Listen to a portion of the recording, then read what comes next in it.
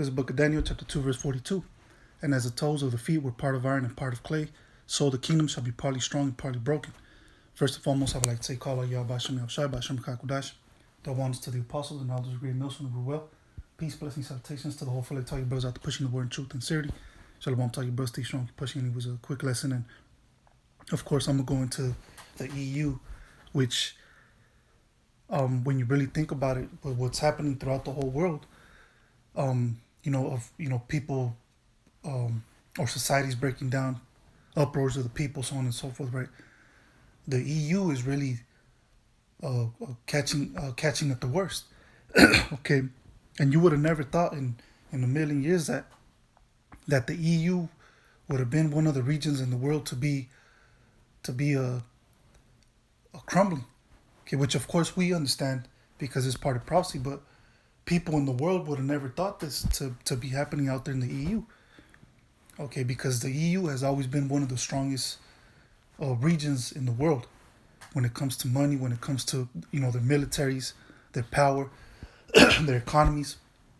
You would have never thought that this region or this part of the world would have been been falling down. But according to prophecy, this has to happen. And the only people that are teaching you about the EU, the NATO, okay, which is the beast, the seven heads and the 10 horns, is who? The apostles of Great Milsom. And they've been going, at this topic for years. Okay, damn near every day. So this proves to you that those men are really the true men of Yahweh Shem Yahushai. Because these other groups, they don't go into that. And you actually see the signs and the effects of what's happening out there in that part of the world, the EU. Okay, they're crumbling. Then you see the EU coming up against America, which at one point they were good allies, but now, they're undermining each other with different businesses, different trades, like what happened with America and Australia. That deal should have been with was it France? France France and Australia. But America did some underhanded shit, under the table type of deal with Australia, and straight took the deal away from them. So now France and even other European allies are, pretty much throwing shade at America. Okay, pretty much, telling America that wasn't right what you did. So they're backing up France in that situation. But you see, these things happening, which is written in the scriptures. And like I said, the only individuals that speak about this is the apostles of Great Millstone on down. No other group talks about this particular situation. The EU, NATO, America. They don't go deep into it, or they don't even talk about it at all. Okay, so you man, when you see these things happening in the news, man, you know who the true men of the Lord are. Okay, but anyways, I don't want to get off topic, but it says right here in the article, it says the mess Merkel leaves behind could eventually lead to the collapse of the EU. Now that would be a legacy to be proud of. So I believe this week there's going to be a new chancellor in Germany. She's about to be out, so there's going to be a new chief in lead out there in Germany. And Germany has always been the top dog when it comes to the EU. Okay, whatever Germany says goes. Okay, if Germany wants to pass a law, damn near 9 times out of 10, Germany is going to get what they want. But then you have other countries that are weaker than Germany. For example, Greece. They don't have no voice at all.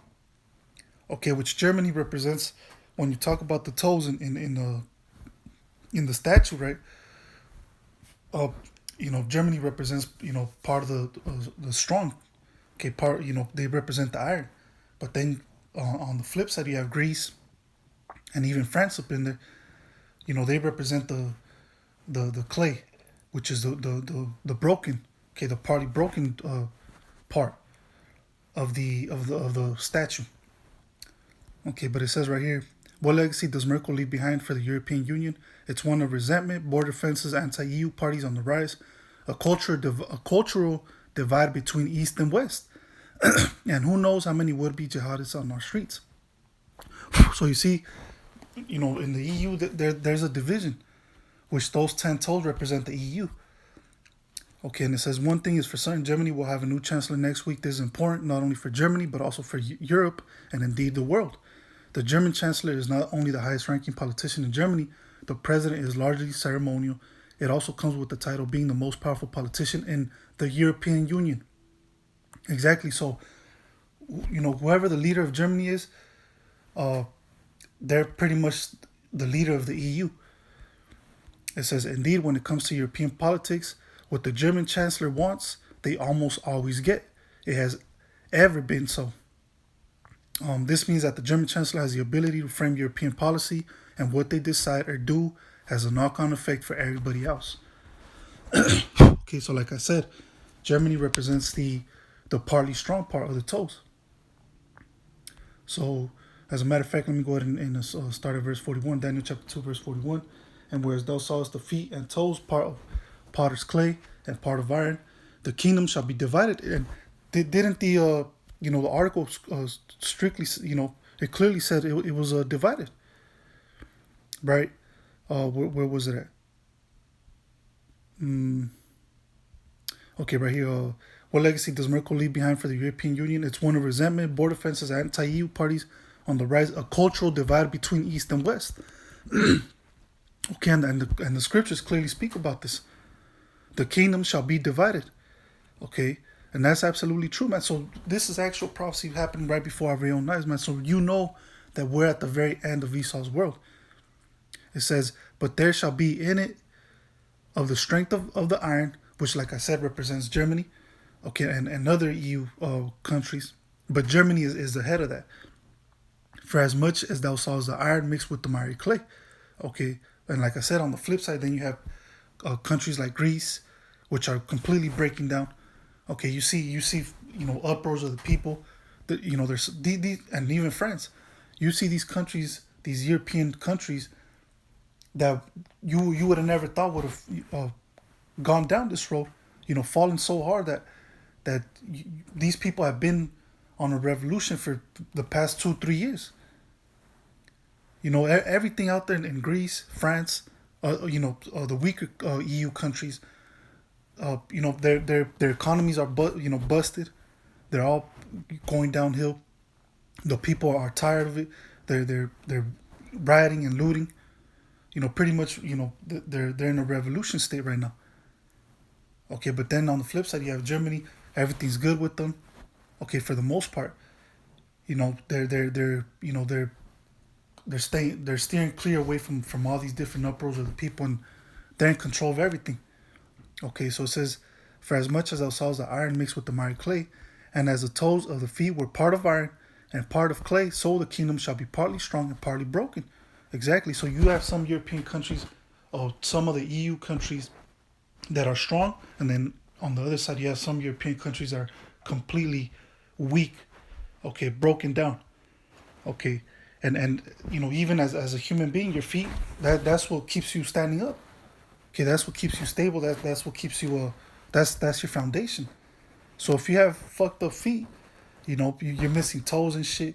Your feet, certain parts of your feet are strong, other parts are fucking rotting away. You're gonna be in crutches, or you're gonna be in a wheelchair. You're not gonna be able to stand. You're not gonna be able to keep moving forward. You're gonna, if you try to stand up, you're gonna fall to your face. And that's what we're witnessing with the EU right now. They're in crutches. They're in a fucking wheelchair. They're not good. Okay, they're not strong. Okay, and it's only gonna deteriorate more and more. They're only gonna fall more and more. Okay, especially when Yahushua comes through. Okay, which Yahushua, he's gonna be the ultimate destroyer of the EU, NATO, America. Okay, which represents the beast. Okay, when Yahushua comes through, that's when remember, he's coming to take the crowns. He's coming to take the kingdoms of these other nations. And how is he gonna do that? When he comes with the angels and he starts destroying shit. He delivers the elect, the hopeful elect, the 144,000 and the 1/3, and destroys the 2/3 right along with Esau and the other nations. Okay, and then that's when Esau's gonna go into slavery, and of course America's also gonna be destroyed. Not only by Yahushua and the angels, but by, of course, those ICBM missiles, nuclear destruction. So once again, verse 43, and whereas thou sawest iron mixed with the miry clay, they shall mingle themselves with the seed of men, but they shall not cleave one to another, even as iron is not mixed with clay. Exactly. Okay, you can't mix weakness with the strength. Doesn't work like that. It says, and in the days of these kings shall the power of heaven set up a kingdom which shall never be destroyed, which is the kingdom of heaven. And the kingdom shall not be left to other people, but it shall break in pieces and consume all these kingdoms, and they shall stand forever. Exactly. It shall not be left to other people, because who's going to be ruling the kingdom of heaven is going to be the nation of Israel, beginning with the elect. Okay. It says, but it shall break in pieces and consume all these kingdoms. Exactly, because the Most High, he's going to give us the spiritual power to go around and grab up Esau and these other nations, put them in slavery. Okay, and they're going to have to, whatever we tell them to do, they're going to have to do it. Okay, they're going to be our slaves. They're going to be our handmaids, our servants. Okay, they're going to be in captivity underneath us, and there's many scriptures about that. Okay, but it shall break in pieces and consume all these kingdoms, and it shall stand forever. Exactly, our kingdom will never fall, will never be destroyed. Just like the Roman Empire fell, came and went. America, of course, ancient Egypt, the Babylonian Empire, Greece, so on and so forth. All these kingdoms came and went, but our kingdom is going to stand forever. Verse 45, for as much as I saw that the stone was cut out of the mountain without hands, which that stone represents Yahushua. Okay, you remember the stone, Yahushua is always compared to a stone. Okay, the stone which the builders refused. Okay, that's one scripture that proves that Yahushua represents a stone. It says, and that it break in pieces the iron, the brass, the clay, the silver, and the gold, which he's coming to destroy the beast. Okay, this wicked system. The great power hath made known to the king what shall come to pass hereafter, and the dream is certain, and the interpretation thereof sure. Okay, so like I said, going into the article, Germany represents part of the strong iron. Okay, and on the flip side, you have countries like Greece and France. They represent the partly broken, the clay. Okay, so the EU right now is unstable. And like I said earlier, never in a million years people would have thought, you have all these political analyzers, right, on the news media, like RT, even CNN, Fox, well, all the news stations, news media outlets, right? They would have never thought in a million years that the EU would have been this weak, or would have gone down so low like at to this point. Okay, so now this proves to you that like I said, we are living in the last days, man. You see America crumbling, you see America going down too. So we are definitely witnessing the end of Esau's world. Okay, we are witnessing the end of the beast. Okay, the 7 heads, 10 horns, and the woman that sitteth upon the beast, which represents America, which is really, Esau. So this is what we're witnessing, and it's beautiful.